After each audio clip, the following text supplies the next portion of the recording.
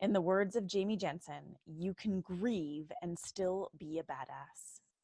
If you're tired of feeling like you have to show up a certain way for your brand and audience, despite what you may be going through, this episode is definitely for you. Join me and Jamie Jensen for a deep conversation on grieving, worthiness, and vulnerable leadership. In this episode, you'll learn why you're allowed, yes, allowed, to share your mess, even as a leader. You'll also learn how to share vulnerably without leaving your audience feeling broken, and that it is possible to share all parts of you while still leading your mission. Jamie Jensen is an award-winning screenwriter, business strategist, and the creator of Story School. To date, she's helped over 700 entrepreneurs increase their sales by up to 900% with the power of effective storytelling. Prior to helping business leaders connect deeply with their audiences through copy, video, and talks, Jamie worked in story development in Hollywood, assisting writers in both film and TV. Jamie is the co-director and executive producer of the feature film Hannah Has a Hoe Phase, which won her the Best Feature Writer at the La Femme Film Festival in 2013. And she most recently completed her 9th feature-length screenplay. Jamie divides her time between New York City and Los Angeles. When she's not writing or helping clients with their creative business, voice, and story, you can find Jamie drenched in sweat from yoga or dance class, cracking inappropriate jokes, or curled up on the couch watching movies on repeat. This episode is a little different than the other episodes I've aired, and I really, really hope you enjoy it. So it's time to dive deep and talk about grieving and being a badass and having all your worthiness with the one and only Jamie Jensen. Welcome to today's Thought Leader, where I'm challenging you to rise up, speak up, and create a movement. I'm your host, Ruby Vermont, and I'm here as a catalyst for you, the new generation of thought leaders. Join me every week as I dive into raw and real conversations that will help you amplify your presence, influence, and impact. Hey, thought leaders, I am back with one of my dear sisters whom I love, Jamie Jensen. Welcome to today's Thought Leaders. Super excited to have you. Thank you for having me, Ruby. I'm excited to be here today. Yeah, can we just take a deep breath? Yeah, I just messaged you a few days ago asking if you want to reschedule because you've been going through something really real. And we're going to touch on that. And we're also going to talk about the entrepreneurial journey and the mess and worthiness. So this is going to be a really deep dive, juicy topic for our listeners. But Jamie, why don't you fill us in a little bit about what's been going on and why you really want to talk about mess and worthiness today? Yeah. First of all, I just want to say that I have like full body chills. Me too. Me, like literally goosebumps. Yep. Everywhere on the arms, which is always like Spirit's way of showing us that we're on the right track and taking the right leaps. What's been going on is my ex-boyfriend, who was really one of my best friends and like a dear friend of mine, even though we had broken up, we were separated for maybe 4 or 5 months. He passed away about 10, 11 days ago from cancer. And he was really only diagnosed with cancer like 7, 8 weeks ago. So it all has happened very fucking fast. Like completely unexpected, completely blindsided. It's just been complete insanity. So I've spent the last 11 days in a very intense period of grief and processing all of the shit that comes up when you lose someone, and really thinking a lot about death and mortality, which, I mean, I kind of have always been into on some level.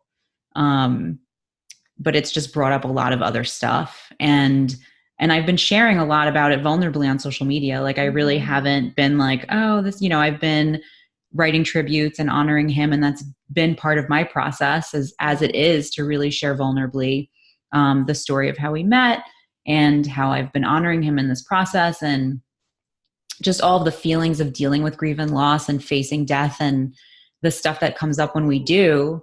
And, as someone who works with people, as a coach and marketing strategist and the story coach, it's been interesting for me to think about like, oh, everyone feels sorry for me now, or thinks right, like I'm a hot mess who can't necessarily show up. And not that I didn't take space for bereavement. I did. Sorry that there's a dog barking right now outside somewhere. This is real life, people. This is real life. We're recording. There's no editing. No editing.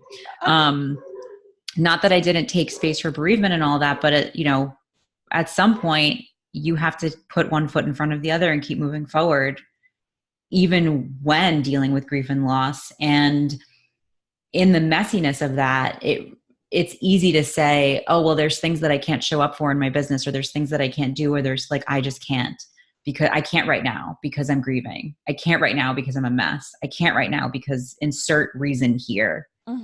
And the truth is that I can, and we all can. And it's made me think a lot, particularly in objections that I've heard, as someone who works with people on like conversions and sales. It's made me think a lot about like how one of the fears that we have, or the objections we have in not moving forward with things, or the excuses we make, is like, well, it's not perfect enough yet, or like I'm too messy and things aren't calm. And if they were calm, or if they were this, or if they looked this way, or if they looked that way, then like that would be the right time, or that would be the right thing. That it's supposed to look or feel a certain way in order for you to feel worthy of stepping forward into how you want to be supported, or what you want your business to look like, or what you want to be creating. And so I've just been thinking a lot about that, because I'm like, the universe hasn't really given me a choice. Yeah. Like I don't feel disempowered in any way, if that makes sense. Yeah. I mean, it's, yeah. First of all, I just want to say once again, I'm so sorry for your loss. I can't imagine what you're going through. And at the same time, you're right. Like, despite like what happens in our lives, whatever traumas we go through or life experiences, life continues to move. And so what do we do about it? And I feel like you hit the nail on the head when you were talking about perfectionism and messiness. As entrepreneurs, as leaders, we can get really caught up in showing face. Like we need to appear a certain way, or our audience expects us to appear a certain way, to do things a certain way, because maybe that's how they would do it. Maybe people who are in your audience are questioning, is she actually giving herself enough time? Versus really coming from a place of like, oh, wow, Jamie, we trust Jamie. She knows what she's doing. She's leading her life. It's all perceptions and misconceptions when it comes to how we choose to move forward from whatever it is that we're dealing with. And especially when we have this I call it this living, breathing organism, our businesses. When we have something that's still moving and you're in a place of feeling messy, yes, we can continue to put some of our focus on that, or all of our focus on that, if that's what feels right for us.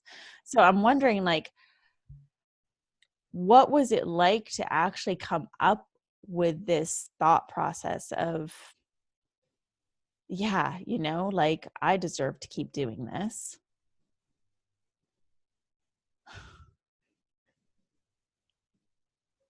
I'm just thinking about how to answer that because I don't really have an answer. Right. You're like, just something I did.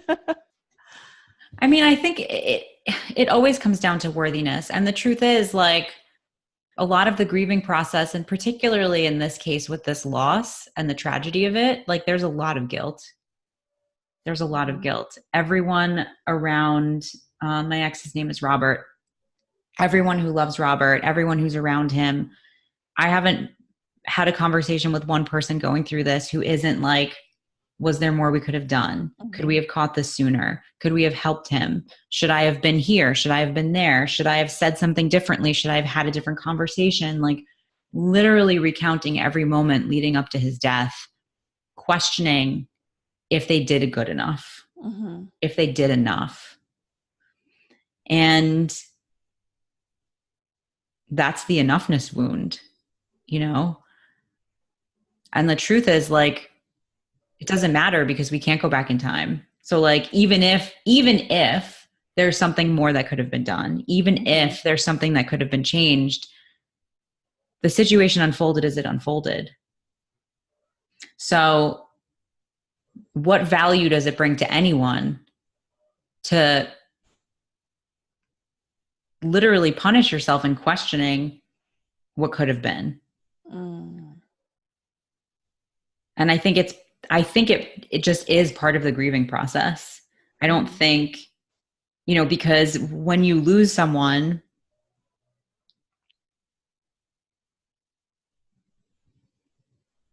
especially when it's sudden, which in this case it was and wasn't, you come up against this. I would have spent more time with them had I known my time was limited. Right. And like, all of our time is limited in this lifetime, right? In this lifetime on this planet at this moment with what we're doing right now, like, okay, time is not real and it's also limited, right? So,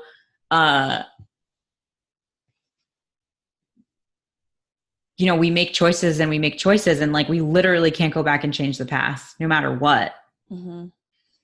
But I think that's just hard. It's just, it's hard to kind of overcome that and be like, I don't need to torture myself about this, and yet we do. Right. Yeah.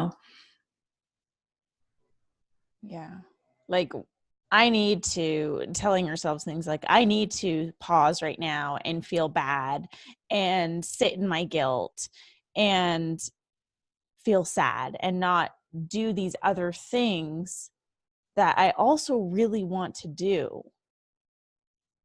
And it's like, you're just perpetuating this cycle of guilt and shame and making yourself feel like shit.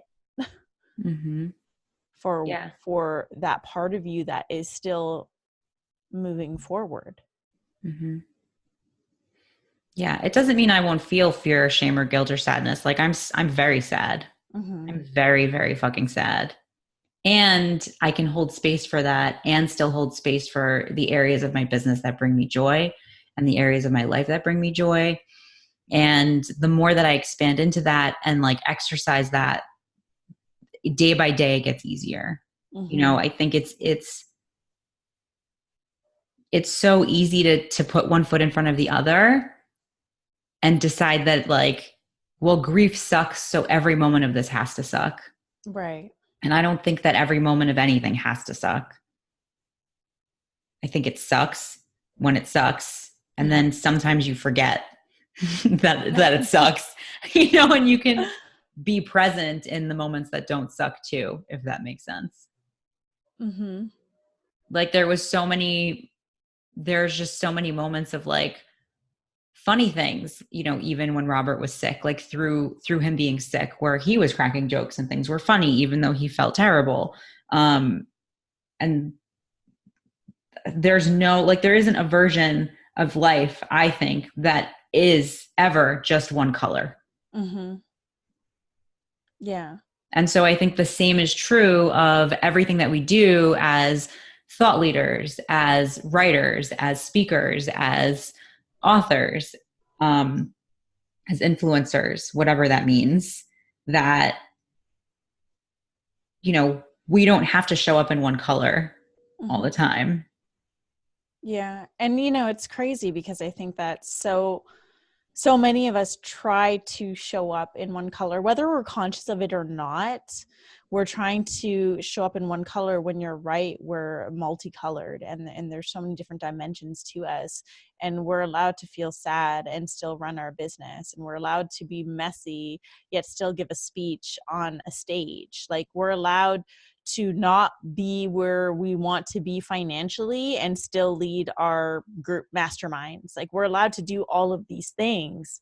When did it become about we need to be a certain way in order to show up in this way for our clients or for our audiences? Like, when did that happen?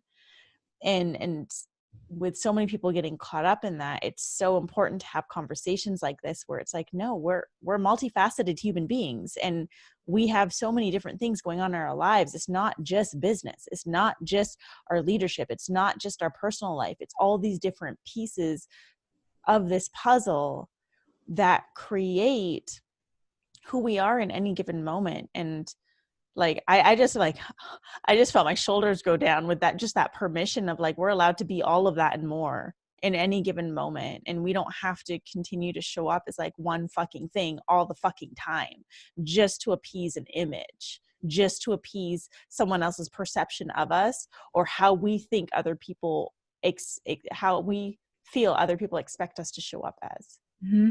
Yeah. I think that they're even showing up and writing vulnerable posts and like going through the loss publicly, like part of me was like, this is some really sad shit. This is fucking tragic. And I'm usually hilarious. Like, I'm a comedy writer. I write funny statuses on Facebook. I share funny things. I'm upbeat. I'm shiny. Like, and I share vulnerably, but I'm not a channel that people turn on because they're expecting to feel sad. Right. Or to be like crying. And I know a lot of people have read my posts and been very moved to tears and have felt what I'm feeling because of what I'm sharing. And part of me felt like bad about that a little bit. Like, ooh, sorry, sorry, because that's not the brand expectation people have of me. And yet this is just as real and just as important and just as much a step in the journey, symbolically and otherwise, that we have to honor. Yeah. And you said something that really popped out. It's the term brand expectation, right? Like, we work so hard to create these brands for ourselves. But what we have to remember at the end of the day is that we are the people behind our brands. And I emphasize the word people. Like, we are the human beings behind our brands. And as a human being, we go through shit. Like, we go through shit. I can't tell you how many of, other entrepreneurs that I know and have had personal conversations with, and they're going through some deep shit too. And yet they continue to show up in a certain way to fit this brand expectation because they feel like they need to. And I really honestly believe that what you're demonstrating and what you're speaking of right now is this new way of being able to show up for your mission and for your business. And it's like, I'm just going to term it the real way. Like, it's the real way. But the trademark, baby. Let's do this. Way. Like, just being fucking real and understanding too that your audience is also a collective of other human beings who are also going through their human experiences. So are we not all entitled to go through what we're fucking going through and to use social media and any other outlet or platform in a way that really feels good for us in that moment of whether you're grieving or going through shit or going through something, whatever it is? Like, are we not allowed to do this? I think it's also it's as you're saying this, what I'm realizing too is realizing as I'm choking myself with a headphone thing. What I'm realizing too is that part of that for me is like my believing and trusting that my audience, for lack of a better term, can handle it. Like, you could, like, not treating them so preciously, Mm-hmm. you know, that like, oh, they can laugh at something funny I write, but like they can't handle it when shit gets real. Or, you Right. know, that there's this piece of like, will they reject me because I am bringing up uncomfortable shit in them? Mm. And it doesn't fucking matter. Like, ultimately, it doesn't matter, you know, because we don't gain anything by being less of who we are. Right. I love that. We don't gain anything by being less than who we are. Yeah, we don't. We don't. And yet we see people doing it all the time, you know, and I'm sure there are some of our listeners who feel like they're doing it too. And trying to be less of, or not be so much of something, or not be too much of something. Um, and at the end of the day, again, like, we're all human beings going through a very human process. And if there's anything that I have learned through just my experience with my past, like, social media marketing company, and now doing the work that I do with leaders and influencers, is that social media is a place for us to really express ourselves, period. Like, there are no lines that we need to abide by, other than, you know, Facebook's rules and Instagram rules. But there's no one has told us like how you should be using this. And we're allowed to show up however the fuck we want to show up on our social media. We're allowed to be silly one day and then be sad the next day. And after all, when you're building a brand that is very much a personal brand, you know, with one person behind it, this is really ultimately how you create a deeper connection with your audience, is by showing up real, versus showing up the real way, versus trying to fulfill the brand expectation. I mean, sure, I'm sure there's gonna be people that are rubbed the wrong way, and I'm sure there's people who are like, oh, I can't handle this shit. Cool, they can leave. But be why should that determine how you show up? They shouldn't. It shouldn't. No. It And yet, shouldn't. people get caught up in the mind fuckery of all this. Mm-hmm. They're like, oh, I'm not perfect enough. I'm not in the mood. I can't be this. I can't be that. I'm not this enough. I'm not that enough.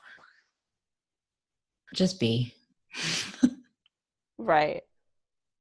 Yeah. Just be, and be in your mess. And Mm-hmm. I think people, especially when you're trying to position yourself as a leader, an expert in your field, there's this idea that it has to be perfect. And I feel like this is really the old school way of doing things, you know, like our parents. You know, you get the degree, you do the thing, and then you get the job, and then you have to show up a certain way. And it's like, but the rules are so bendy now. Like, there's no rules anymore. And we're allowed to show up however the fuck we want to show up. And in fact, we can create that expectation within our audience too. Like, this is my space. This Instagram account is my Instagram account. This is This my Facebook, world. yeah, it's my world. You opted in. Welcome. My world, my rules. Right. Yep. You know, and it's, we don't have to conform, and we're allowed to be messy and imperfect, and yet still be seen as experts, and still be seen as leaders. Mm-hmm. Like, I'm not sure if you've gotten this at all, but I'm positive that there are people out there who have probably amplified how much they respect you because of the way you've been showing up. I would say that's probably true. Yeah, I'm one of them. just FYI. Right? Thanks, Ruby. I mean, because it takes, as much as it's like a freedom thing, like I get to just be me. I'm free. This is how I'm feeling. It can also take a lot of courage to show up in that way, when you know, like, hey, I've taken all this time to build this audience, to build this brand, to build this, you know, quote unquote brand expectation. And now I'm going to show up in a totally fucking different way. You know, that takes courage, but it and it can take courage to honor what we need. Thank you. You're welcome. It's funny because, and I think this might be like the innate storyteller in me or like the story nerd in me. If I look back in time and I think about my content and how I've shown up and how that's transformed or evolved over the years of being online, I would say that I have a pattern of like sharing the mess and then sharing the beauty that is born from it. You know, when I initially shut down my copywriting agency, it was terrible. And I called it a breakup. I was like, this is a breakup. This is, you know, because emotionally that's what it was for me. Like I felt like a hot mess. And I knew that what I was moving into was correct. And it didn't make the process any less messy or difficult or trying emotionally. And not that you can really compare the experience of that, the experience of it, of actual loss of a loved one. However, from an emotional perspective and from a storytelling perspective, death is death and lots of things are death. And so much of what we avoid is we're afraid of death. So, you know, we're afraid of death literally, we're afraid of death figuratively, we're afraid of death metaphorically, emotionally, right? Like we do so many things to avoid this experience. And yet so much can be born from it. There really isn't death without rebirth. Like it doesn't happen. It just doesn't look, you know, I would give almost anything to have Robert back. You know what I mean? Yeah. And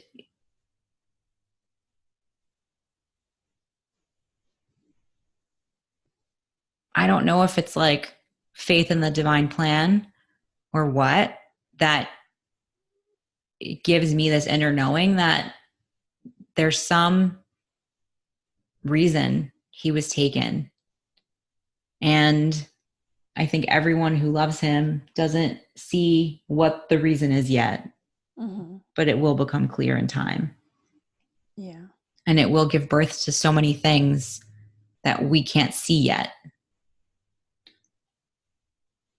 And I think that that's true of all versions of death.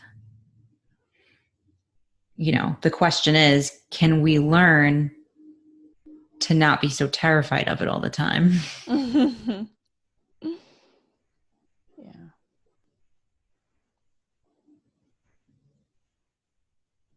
Or does the fear somehow serve a purpose? Yeah. What I think is so powerful is, what you said about sharing the mess and then sharing the beauty that's born from it. Because this is a question that I get so often, right? Is like, how vulnerable is too vulnerable? And I always like to reframe that, because like the actual definition of vulnerability is like putting yourself in danger. It's like a hedgehog laying down on his back and having the belly up, and it's like, poke me, poke me. I like to reframe it to like, how real can you be? Like, how real can you be? And you know, you're embodying it right now in online right now, and you're embracing the mess and making it your message, but not in a way where there's some other intention other than like, this is just me and I'm just sharing my story. And I think that's really powerful for our listeners to understand, is that you do get to share this. But do you feel like there is ever a time when real gets too real? Or maybe someone's not ready to be real and they try and force themselves to be real online. Do you know what I mean? Yeah. I think for me, the line is like, There's a difference between vulnerability from the perspective of victimhood and vulnerability from the perspective of power. Mm. And I think that it's never to someone's benefit to be vulnerable when it's like they're coming from a place of victimhood. From a marketing perspective, from a brand perspective, Right. you know, it's just, you're not, you know, you have to understand really what your message is and what you're trying to say. Mm-hmm. And I think that a lot of people come at something vulnerably without feeling clear on like what they really want to say. Right. Which can come off as victimhood or like cry for help, or you leave your audience. Here's what it is. This is funny because I feel like, and I'll circle back to this in a second. The difference is, and there's benefits to doing this. This like comes back to storytelling stuff. Mm-hmm. But when you share something vulnerably and you leave the audience in a state of, the word that I'm looking for is like, you haven't put them back together again. Mm. You know, all story can be therapy, right? Like, this is the reason why I got into film. This is the reason why I'm into story. It is catharsis. Like, it creates catharsis. It allows for us to feel emotions we wouldn't otherwise feel, to process things we wouldn't otherwise process. And by creating an ending or creating a message or creating a final thought or takeaway or whatever, you're leaving the audience on a particular emotional note where they get to put things back together in a certain way, right? The same way that when you're writing an article, you get to decide like what the actual thought process behind your argument is. Like, how does one thought lead to the next thought?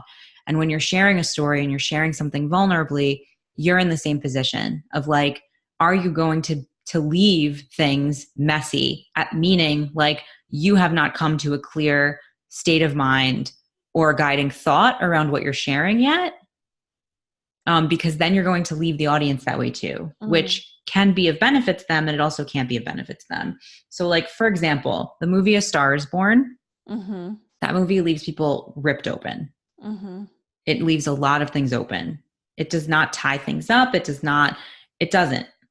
You know, I ended up doing an entire podcast episode just on A Star is Born because I was like, I want to talk about all the things it rips open and doesn't resolve.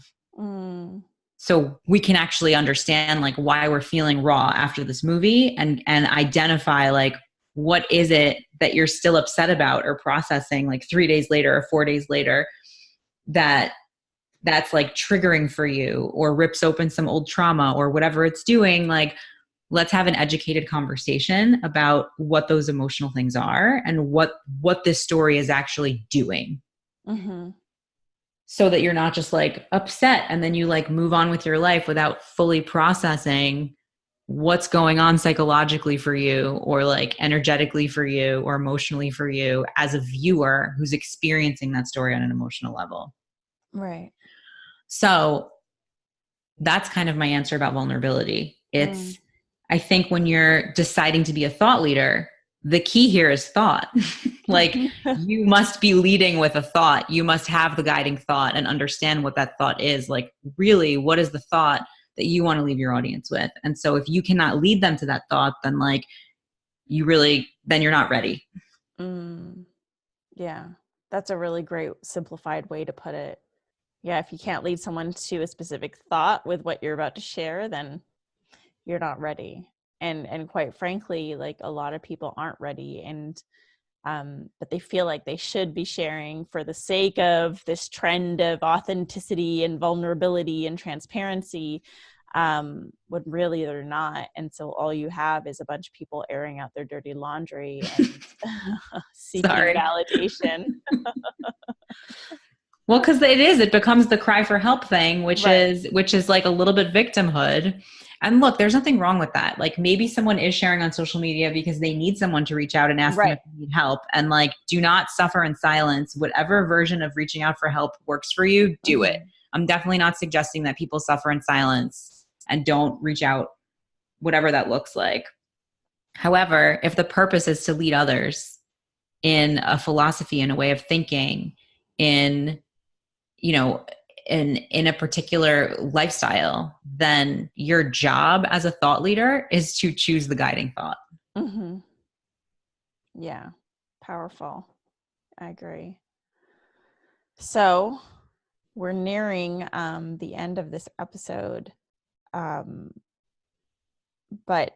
I really love where this conversation went, because I feel like you embodied the real message here, just by the way that you showed up. Like, you demonstrated the message that you were clearly trying to portray.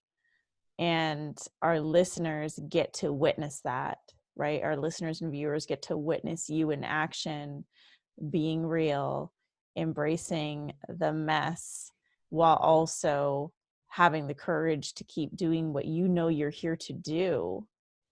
And it's this dichotomy of things that we don't normally see people do, but you're beautifully demonstrating it. You know, like, you can be grieving something really major and still working on what you're deeply passionate about, and still having conversations like this on a podcast, and still showing up for your mission. And you're allowed to do all of these things. You're allowed to be all of these things. You know, you're allowed to get off this podcast and cry your eyes off, and then go do work and host your mastermind. Like, you're allowed to do all of these fucking things. It's literally my schedule. And like you just psychically read my entire calendar. I did. Yeah. And you're allowed to do all of these things, and you're allowed to laugh right now. You know, like, you're allowed to do all of these things, and don't let this, like, false sense of let's just keep using it, brand expectation, hold you back from just being who you are. Period. So thank you so much for, like, really demonstrating that for us today. And thank you for holding space for it, and for creating this forum that allows for that. I love you so much. I love you. Jamie, why don't you tell our listeners where they can stalk you online? Yes. They can always find me on Instagram. It's Jamie Lynn Jensen. That's Jensen. I'll have it in the show notes. Of course. Yep. My site is thejamiejensen.com. And I have some messaging templates there that are fun. If anybody's like, what's my brand message? You can grab a template, worksheet thingamajigs. And my podcast is on pause right now, but creatorsmakingmoney.com. It has lots of cool episodes, including the Star is Born one. If anybody has seen that movie and wants to put the pieces back together, put the pieces of their soul back together, you can find that episode there, plus others. But yeah, those would be the best places to, you know, keep listening to my weird, vulnerable, real stuff. Keep listening to you mean? Yeah, Just you. Yeah. Yeah. Thank you so much, Jamie, for just being here, for sharing, for opening up. It takes a lot of courage, but it's also just, it's helpful to everyone listening and watching this. So thank you so much. Thank you. And to our listeners, thank you for joining us on this episode of Today's Thought Leader. I know it was a little different today, but different is fucking amazing, especially when it helps you gain insights that will help you show up in more real ways for what you're here to do. Be sure to drop a rating and review on iTunes. And if you have any questions for myself or for Jamie, reach out to us on social media. The links are in the show notes. And I will see you back here this Thursday for a brand new episode of Today's Thought Leader. Thanks, everyone.